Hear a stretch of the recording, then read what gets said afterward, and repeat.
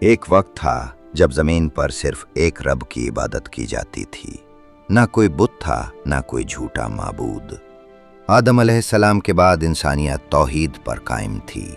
لوگ اللہ کو پہچانتے تھے، اس کے حکم کو مانتے تھے اور نیکی کو اپنی پہچان سمجھتے تھے۔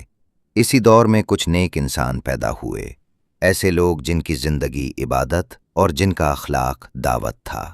لوگ ان سے محبت کرتے تھے، ان کی باتوں کو یاد رکھتے تھے، ان کی مجلسوں میں سکون پاتے تھے۔ مگر وقت کسی کے لیے نہیں رکتا۔ وہ نیک لوگ دنیا سے رخصت ہو گئے اور ان کے جانے کے بعد دلوں میں ایک خاموش سی کمی رہ گئی۔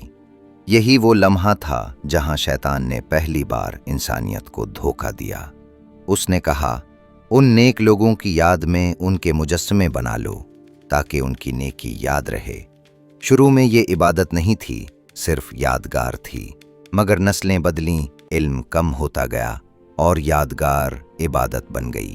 قرآن ہمیں بتاتا ہے کہ وہ نیک لوگ جن کے نام ود، سوا، یغوث، یعوق اور نصر تھے، اب معبود بن چکے تھے۔ یہ تھا زمین پر شرک کا پہلا قدم، اور شرک کے ساتھ ظلم آیا، غرور آیا، طاقت کا نشہ آیا۔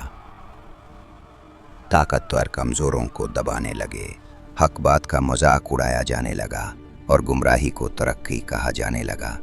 جب زمین پر حق دبنے لگا اور باطل پھیلنے لگا تو اللہ نے فیصلہ فرمایا کہ انسانوں کی اصلاح کے لیے ایک نبی بھیجا جائے، ایک انسان جو انسانوں کو ان کا رب یاد دلائے۔